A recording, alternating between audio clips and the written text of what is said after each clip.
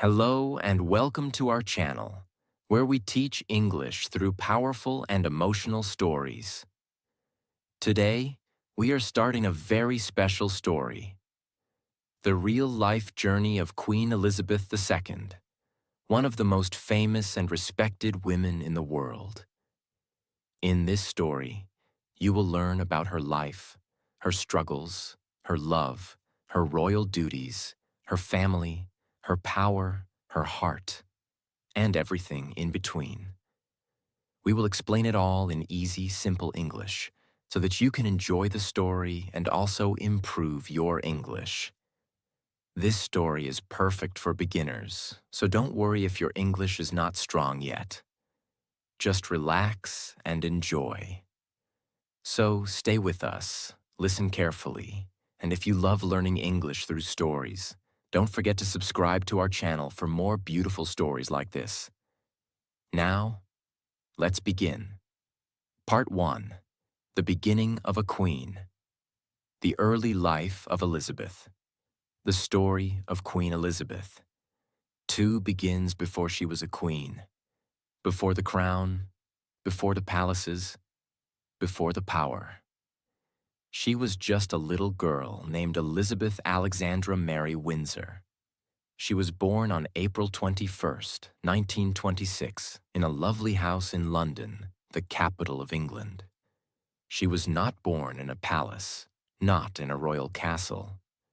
She was born at her grandfather's house at 17 Bruton Street in Mayfair, London. Her father was Prince Albert, and her mother was Lady Elizabeth Bowes-Lyon. When Elizabeth was born, no one thought she would become queen. Her father was not a king, and she was not expected to sit on the throne. Her family called her Lilibet, a sweet nickname because little Elizabeth had trouble saying her full name as a baby. As a child, Elizabeth was quiet, polite, and always serious. She had beautiful blue eyes, golden hair, and a face full of curiosity. She loved horses, dogs, and books. She was very close to her younger sister, Princess Margaret, who was born in 1930, 4 years after Elizabeth. The two girls spent their days playing together in the garden, dancing, singing, and listening to fairy tales. Their parents raised them with love and discipline. They were part of the royal family, but still, they lived a simple and private life, not like the kings and queens in the movies. Elizabeth's father, Prince Albert, later became King George VI, but that happened in a very unexpected way. In 1936, something happened that changed Elizabeth's life forever. Her uncle, King Edward VIII, decided to leave the throne. He wanted to marry a woman named Wallis Simpson, who was divorced. The royal rules said he could not marry her and remain king. So he gave up the crown. Elizabeth's father, Prince Albert, became the next king. He was given a new name, King George VI. That meant Elizabeth was now the next in line to be queen. She was just 10 years old, but suddenly she became the future queen of the United Kingdom. The life of games, dolls, and bedtime stories was over. A new life of training, duty, and royal lessons had begun. Elizabeth did not go to a regular school like other children. Instead, she studied at home. She was taught by private teachers who helped her learn history, law, French, literature, and the British Constitution. She was also trained in public speaking, manners, and how to speak with leaders and handle royal duties. Her mother also taught her how to behave like a true lady, with grace and strength. From a young age, Elizabeth was very serious, calm, and wise beyond her years. Her teachers were shocked by how focused and disciplined she was. She always listened carefully and worked hard. She also loved animals, especially horses and corgi dogs. She got her first pony at the age of 4, and she would ride horses every chance she got. When World War II started in 1939, Elizabeth was just 13 years old. It was a scary time. The skies were dark, bombs were falling, and families were afraid. Many children were sent away from London to stay safe. Even Elizabeth and Margaret were moved to Windsor Castle. Even though she was just a teenager, Elizabeth wanted to help. She made her first public radio broadcast in 1940 when she spoke to the children of Britain and said, "When peace comes, remember it will be for us, the children of today, to make the world of tomorrow a better and happier place." Her voice was soft, but her words were strong. She began learning about leadership, responsibility, and courage. In 1945, Elizabeth joined the Auxiliary Territorial Service, ATS, a women's branch of the British Army. She trained as a mechanic and truck driver. Yes, the future queen could fix engines and drive military vehicles. She wore a uniform, worked hard, and wanted to be just like any other woman helping in the war. This made her the first female royal family member to serve in the military. The public loved her even more. She was not just a princess in a castle. She was a young woman of action, discipline, and heart. During this time, another beautiful thing was growing in her life. Love. Part 2. Love, Marriage, and Becoming the Queen. Elizabeth met Prince Philip of Greece and Denmark for the first time in 1934 at a family wedding. She was just 8 years old, and Philip was 13. At that time, no one thought much about it. But 5 years later, in 1939, something special happened. Elizabeth was 13 and Philip was 18. He was tall, strong, full of confidence, with blue eyes and a cheeky smile.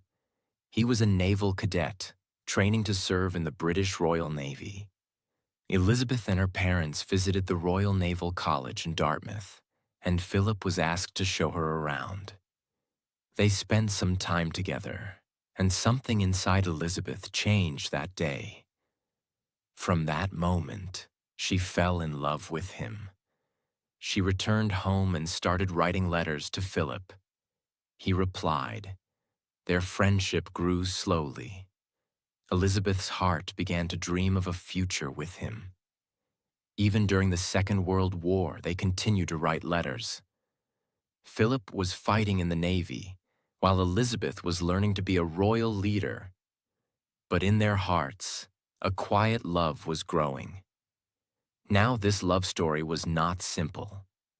Philip was born into a royal family, but his life was not easy. He was born on June 10, 1921, on a kitchen table in Greece. His family was royal but poor and exiled. They had to leave Greece when he was a baby. Philip's mother was Princess Alice, and his father was Prince Andrew of Greece. But their family had many problems. His mother became mentally unwell and was sent to a hospital. His father left the family and lived in France. Philip moved from country to country, living in Germany, France, and Britain, often without his parents.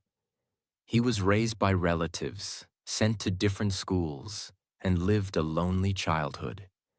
When he joined the British Navy, he finally found a place to belong. But even then, he had no money, no stable home, and no strong royal position. So when Elizabeth told her family she wanted to marry him, many royal advisors said no. He is not royal enough. He has no money. He is too rough and loud. He is not British enough. But Elizabeth was calm and firm. She knew what she wanted. She told her father, King George VI, that she loved Philip and would not change her mind. Her father respected her feelings. He told her she could marry Philip, but only if she waited until she was 21. So she waited. For years. In July 1947, Elizabeth turned 21 years old. That same year, on July 9th, she and Philip became officially engaged. Philip gave her a beautiful ring made from diamonds that belonged to his mother. The news spread across the world. The future queen was getting married. Their royal wedding took place on November 20th, 1947, at Westminster Abbey, London. It was just 2 years after World War II had ended, and people were still healing. The wedding gave them hope, joy, and something to celebrate. Elizabeth wore a beautiful white satin gown designed by Norman Hartnell. It had 10,000 pearls and a long train. She even used ration coupons to pay for the dress, just like any other woman at the time. Philip had to give up his Greek and Danish titles and become a British citizen. He was given a new title, His Royal Highness, the Duke of Edinburgh. They looked happy, young, and full of love. The nation watched. The world smiled. After the wedding, Elizabeth and Philip moved into Clarence House, a home in London. They tried to live a normal life, as normal as royals could be. In 1948, Elizabeth gave birth to their first child, Prince Charles. He would one day become king. 2 years later, in 1950, they had their daughter, Princess Anne. Philip and Elizabeth were loving parents. Philip taught the children to sail, fish, and live a strong life. Elizabeth told bedtime stories and gave hugs. At this time, Elizabeth was not yet queen. Her father, King George VI, was still king. But his health was getting worse. He smoked too much and had serious health problems. Elizabeth knew her life was about to change. In 1952, Elizabeth and Philip went on a royal tour to Kenya, a country in Africa. It was part of the British Empire. They stayed in a beautiful wooden lodge, high in the trees, where you could watch elephants and wild animals. It was during this peaceful stay, on February 6, 1952, that Elizabeth got the news. Her father, King George VI, had died. She was now the new Queen of the United Kingdom. She was just 25 years old, standing under the trees in Africa, wearing a simple dress, holding binoculars to look at animals. And in that moment, she became Queen Elizabeth II. Elizabeth returned to London immediately. The world watched her plane land. She walked down the steps not as a princess, but as the new queen. She looked calm, sad, and strong. The Prime Minister and other royal leaders greeted her. She had lost her father and gained a crown, all in the same moment. She moved into Buckingham Palace, the official home of the monarch. Her life was now filled with meetings, ceremonies, speeches, and royal duties. On June 2nd, 1953, her coronation was held at Westminster Abbey. It was the first royal coronation shown on television. Millions of people across the world watched the 27-year-old queen wear the crown of St. Edward and sit on the throne. She held a golden orb, a scepter, and made a promise. "I declare before you all that my whole life, whether it be long or short, shall be devoted to your service." And she meant every word. Now she was a young mother, a wife, and the queen of many nations, all at once. Philip had to adjust too. He had to walk 2 steps behind a wife, something that was difficult for him in the beginning. He had to give up his Navy career, which he loved, but he did it because he loved her. Behind the palace doors, they were like any other couple. They laughed, argued, supported each other, and shared quiet moments. They spent evenings reading, watching TV, or walking together in the gardens. They wrote notes to each other, had breakfast together whenever they could, and always respected each other's roles. Part 3. The Life of a Young Queen. Power, Parenthood, and Public Duty. She ruled not just the United Kingdom, but also Canada, Australia, New Zealand, and many countries in Africa, the Caribbean, and Asia. These were part of the British Empire, which was slowly changing into something new called the Commonwealth. A group of nations linked by history, friendship, and cooperation. So her job wasn't just about Britain. She had to understand many cultures, travel to many places, and connect with many people. She worked every single day, including holidays. She read official papers daily in a red leather box, even on Christmas. Every morning, she met with advisors, ministers, or world leaders. Every evening, she read reports and wrote notes. She couldn't vote. She couldn't give personal opinions. She couldn't even choose where to live freely. She belonged to the people now. But behind palace doors, she was also a mother and a wife. Let's talk about her family life in detail. She had 4 children, each very different. First, Prince Charles, born 1948, quiet, sensitive, thoughtful, grew up knowing he would one day be king. This was not easy for him. Second, Princess Anne, born 1950, strong, independent, and sporty, loved horses and didn't care much about fashion or fame. Third, Prince Andrew, born 1960, charming, bold, and fun-loving, became a helicopter pilot in the Navy. 4, Prince Edward, born 1964, kind, shy, and artistic, loved theater and film. Elizabeth loved her children deeply, but her schedule was always full.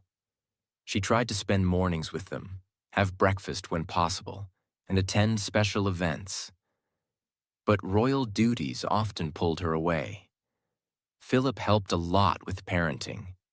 He taught the kids discipline, confidence, and courage.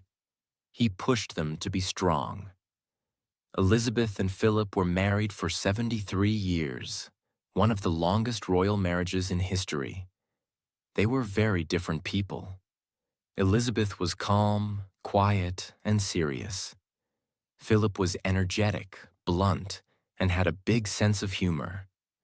But they balanced each other perfectly. Philip made her laugh when things got hard.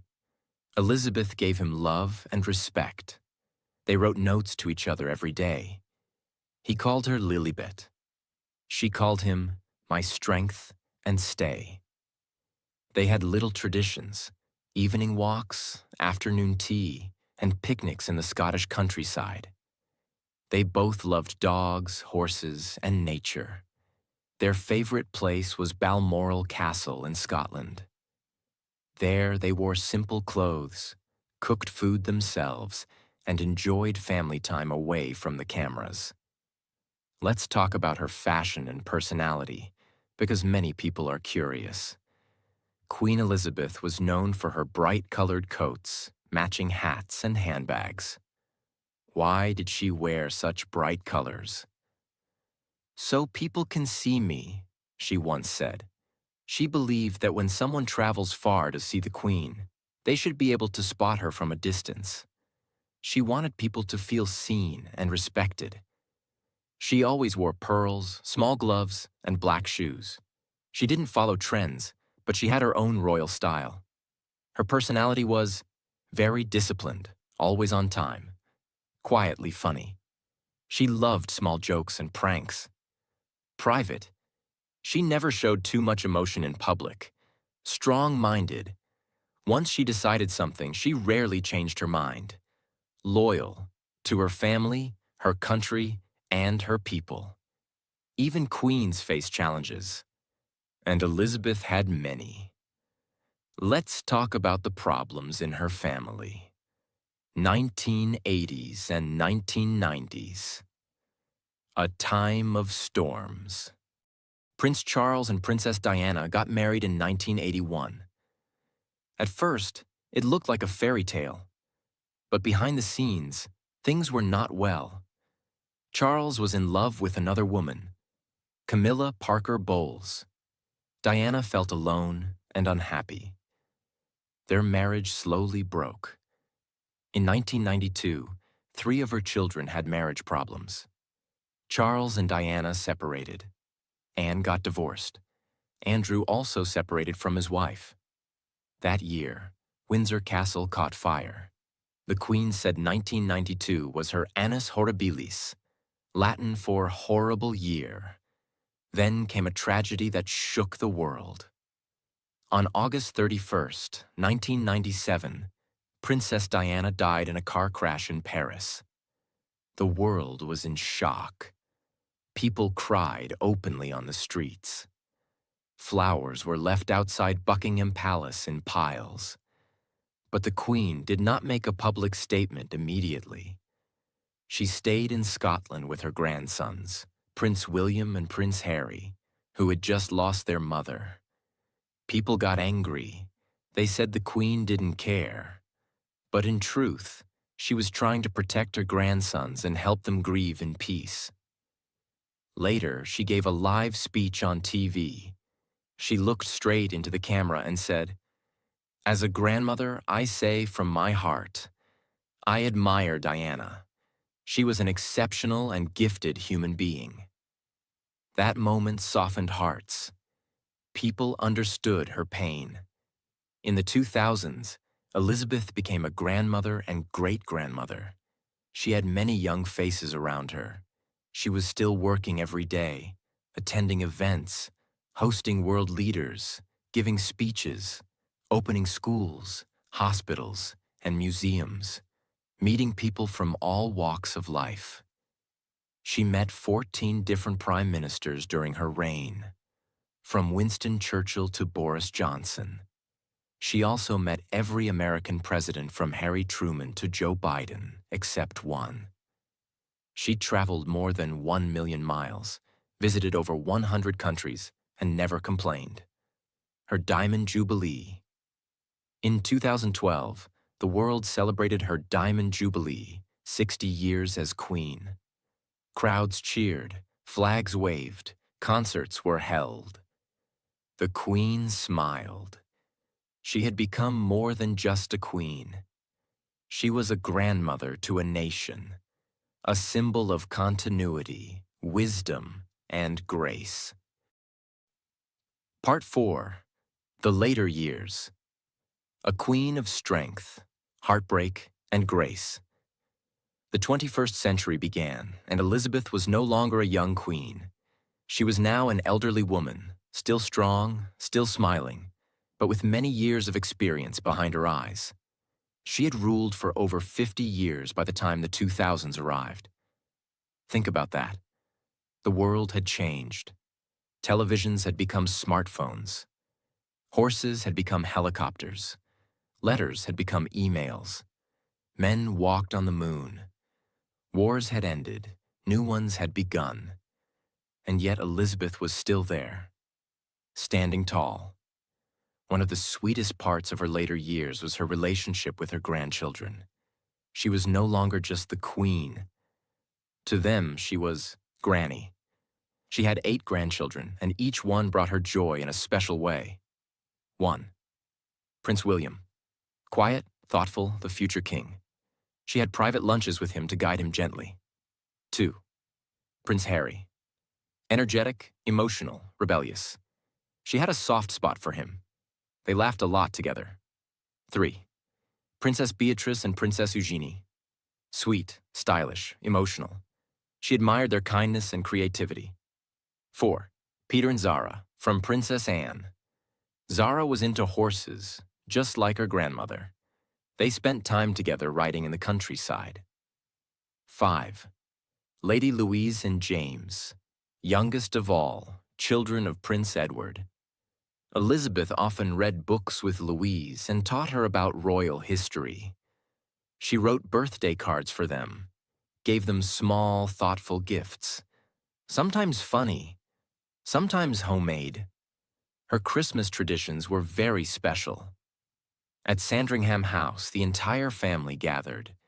They sang carols, played silly games, ate turkey dinner with pudding.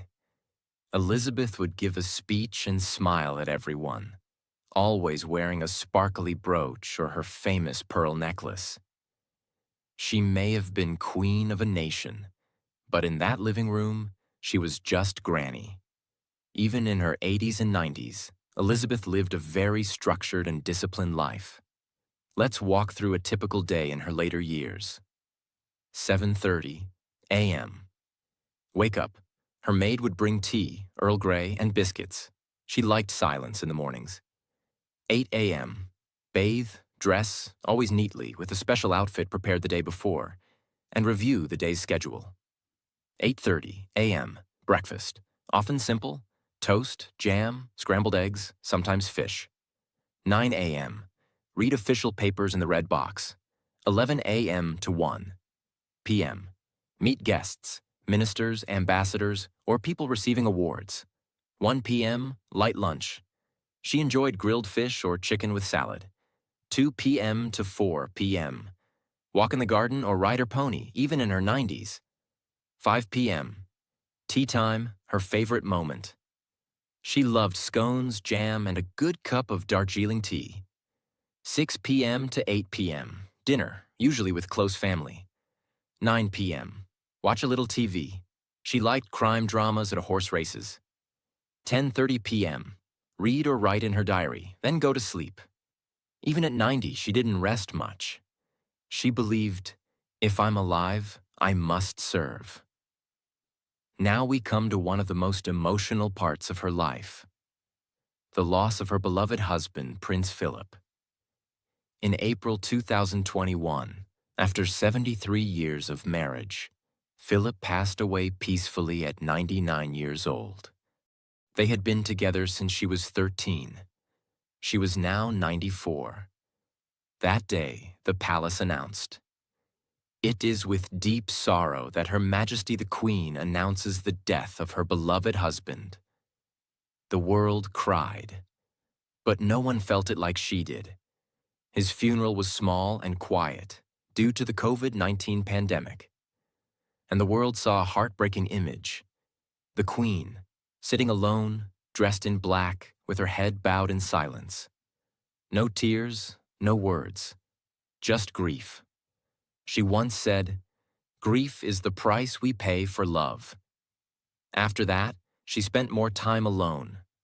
But she still worked. She still smiled. She still showed up, because that's who she was. Now let's talk about a modern challenge. In 2020, Prince Harry and his wife Meghan Markle announced they were stepping away from royal duties. It shocked the world. People called it Megxit. Later, Harry and Meghan gave a TV interview where they talked about their struggles in the royal family, especially about race, mental health, and media pressure. Some things they said hurt the Queen, but she responded not with anger, but with dignity. The palace released a statement. "The issues raised are concerning. While some recollections may vary, they will be taken very seriously. Harry, Meghan, and Archie will always be much-loved members of the family." This showed the world something powerful. Even in conflict, Elizabeth chose kindness. She believed in family first, always. In 2022, Queen Elizabeth made history. She became the first British monarch ever to celebrate a platinum jubilee, 70 years on the throne. The nation celebrated for 4 days. There were street parties, concerts, and fireworks. But her health was weak. She couldn't attend every event. Still, she made a surprise appearance on the palace balcony. Wearing a light green coat and hat, she smiled at the crowd, waving gently. Her eyes sparkled with peace. That moment meant so much to people. She was 96. She had ruled longer than anyone, and she was still standing. After the Jubilee, her health slowly declined. She moved to Balmoral Castle, her favorite place, the quiet Scottish countryside where she had spent childhood summers. She spent her last days in peace, surrounded by nature, staff, and some close family members. Part 5. The final chapter. The Queen's last years and the Crown's new era. But behind the smiles, the Queen's health was declining. She had mobility issues and stopped attending many events in person. Still, she continued to meet people privately, including her prime ministers. In September 2022, she met the new Prime Minister, Liz Truss, just 2 days before her death. Even at the very end, she was doing her duty. On September 8th, 2022, Queen Elizabeth II passed away peacefully at Balmoral Castle in Scotland. She was 96 years old. The news shook the world. For many people, she'd been the Queen their entire lives. It was hard to imagine the world without her. People cried at the streets. They left flowers outside Buckingham Palace. Bells rang across the country. The Queen's coffin was taken from Balmoral to Edinburgh, then to London, where thousands waited in long lines, sometimes for 20 hours, just to say goodbye. Her funeral was watched by billions. It was one of the most viewed events in history. After her passing, her eldest son, Charles, became King Charles III. He had waited longer than any heir in history. He was already 73 years old when he became king. His wife, Camilla, became queen consort. Many people had different opinions about King Charles. Some still remembered his past, especially his marriage to Princess Diana. But many were also ready to accept him as king, and they hoped he would carry on his mother's legacy of stability and service. After Queen Elizabeth's death, many changes happened. Prince William became the Prince of Wales, the title that his father Charles had held for so many years. William and his wife Catherine, Kate, are now the most popular members of the royal family. Prince Harry, Queen Elizabeth's grandson, lives in the U.S. with his wife Meghan. They stepped away from royal duties and gave interviews that created big headlines. Their decision caused a lot of debate and even tension within the family. The royal family is now smaller and the roles are more focused.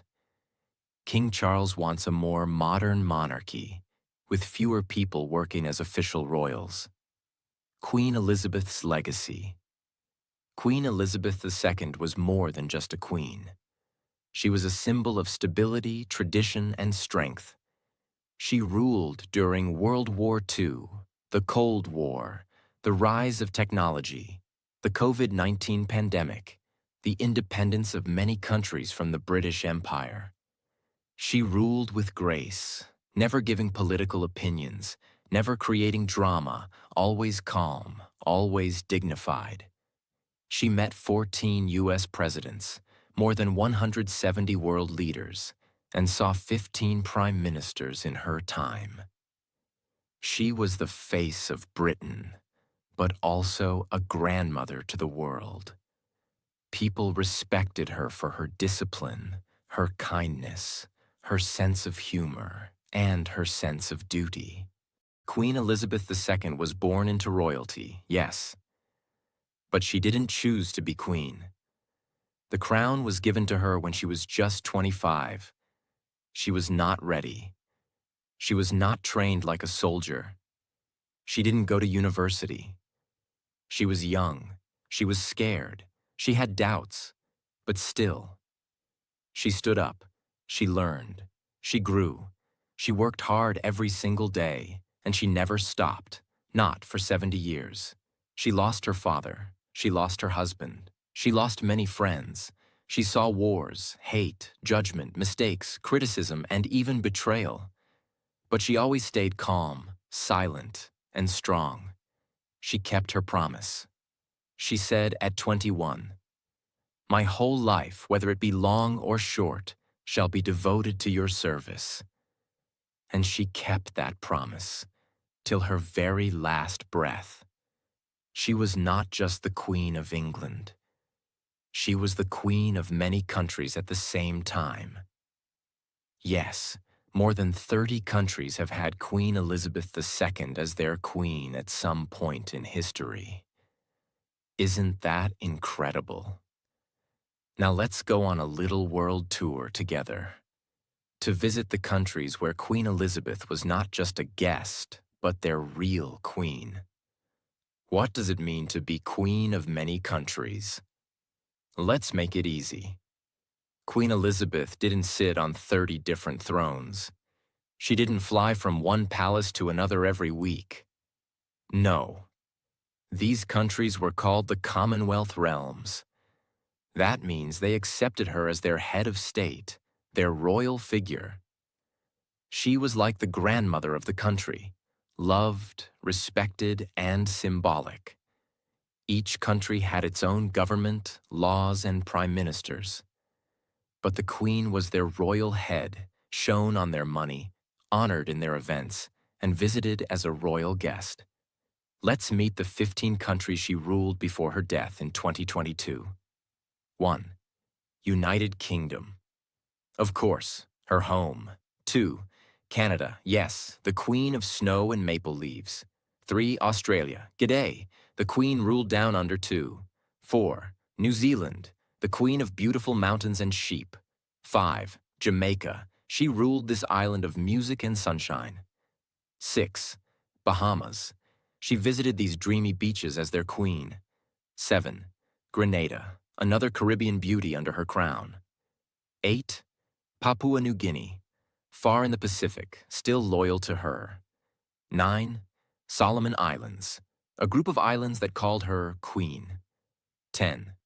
St. Lucia, Caribbean love for the Queen. 11th, St. Vincent and the Grenadines, another gem in the ocean. 12th, Belize, a small country in Central America that loved her. 13. Antigua and Barbuda, 2 islands, 1 queen. 14. St. Kitts and Nevis, tiny but royal. 15. Tuvalu, a very small island nation with a very big heart for her. What changed over time? Some countries stopped being monarchies. For example, Barbados said goodbye to the Queen in 2021 and became a republic. Others like India, Pakistan, Sri Lanka, and South Africa had her as queen in early years, but later became republics too. But Queen Elizabeth always respected their decisions. She believed in friendship, not control.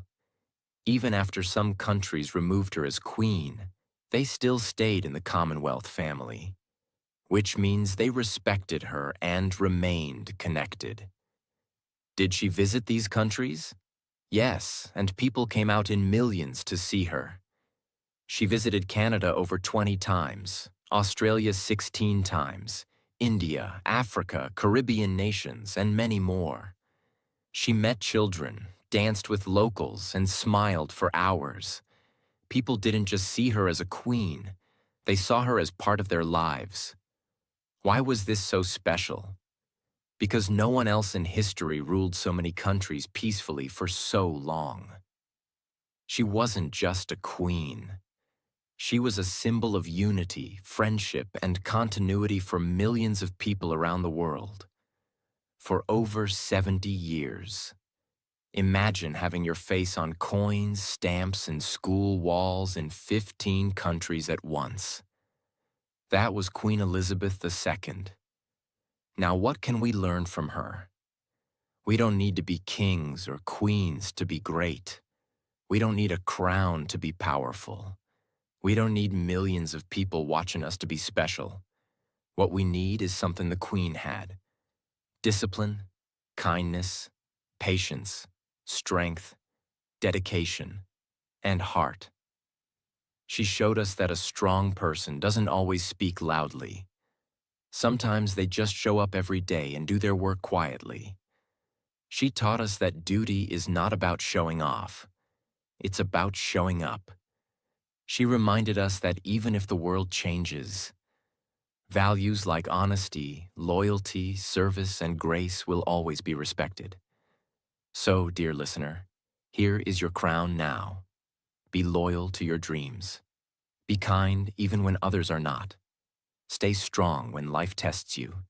Keep your promises and do your best, even when no one is watching, because you can be royal in your own way. You may never wear a real crown, but you can wear a crown of respect, honor, and character. And that's more powerful than gold.